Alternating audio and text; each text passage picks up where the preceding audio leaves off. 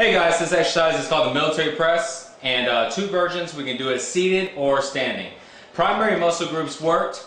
When you're actually doing it seated, it's going to be your shoulders, and your secondary is going to be your triceps. But you'll find that if you work on this, if you do this exercise standing up, you'll actually engage your core, which is going to be your abs and your lower back. Let's get started. So we're going to start off by doing this seated. So this way, you can kind of see the difference. Now, when Dan's doing this seated, you'll notice that he doesn't have to engage as much core anymore because he's going to be resting on this bench. So let's go ahead and do this here. There you go. And you notice the way Dan is doing this exercise, the bar is coming all the way down to his chest before coming up. And notice the full extension all the way up.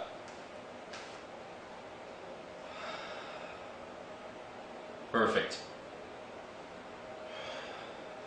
And you notice that grip is kind of a neutral grip, which is about the width of the shoulders. Military presses are actually one of the best exercises for putting on size in your shoulders.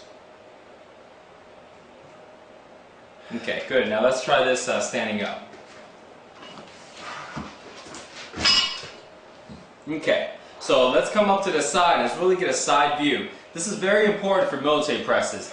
One of the common mistakes that guys make when they're doing military press is they arch their back excessively to the point where they're about to injure it. So let's see if we can get a back view of Dan's back so we can kind of see what it really needs to look like. So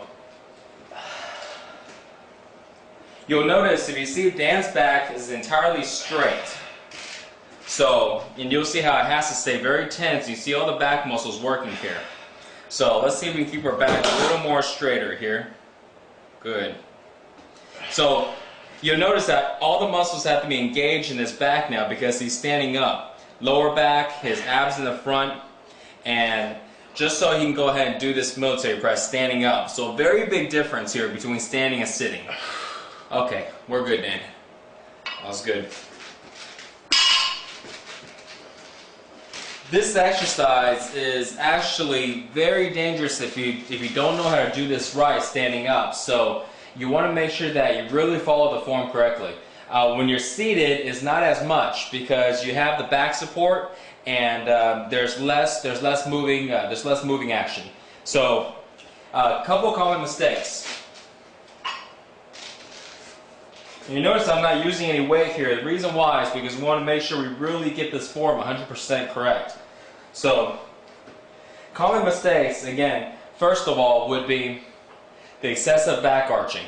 So you'll see here from a side view that if I was going to arch my back too much, it'll look something like this, okay?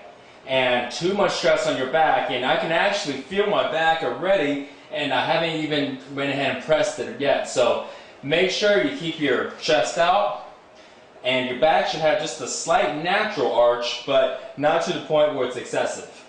And you want to push it up and control it back down.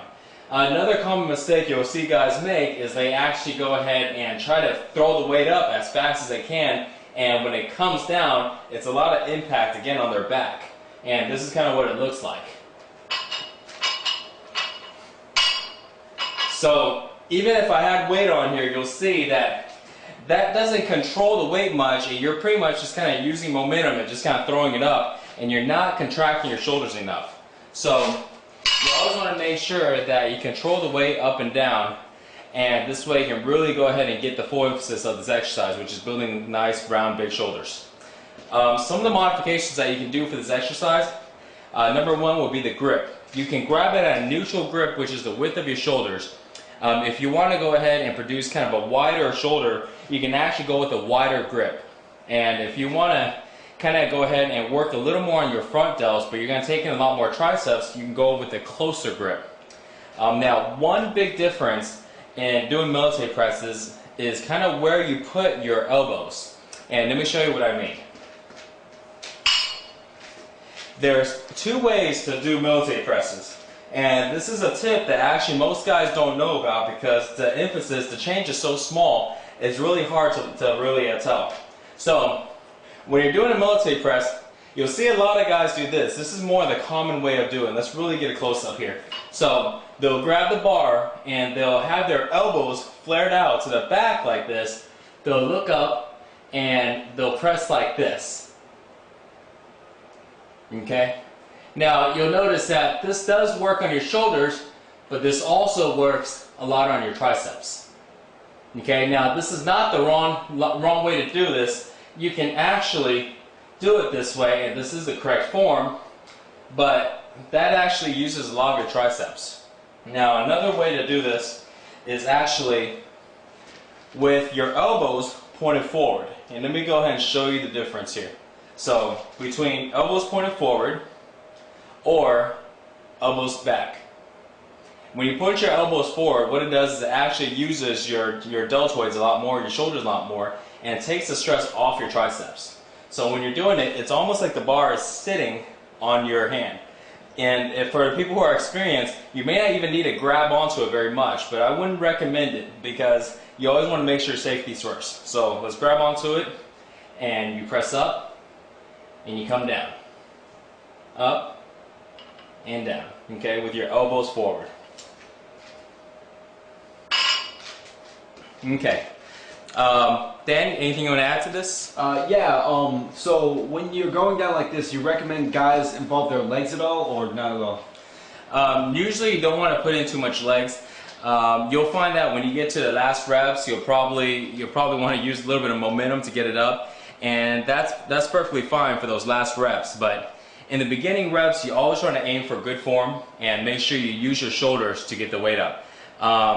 I'll say maybe if you're doing about the last 3 reps to where you got to use a little bit of your legs, it's a cheating method, and it'll still work your shoulders because even though you're taking the stress off by using your legs, you still get to get some shoulder action. Okay, great.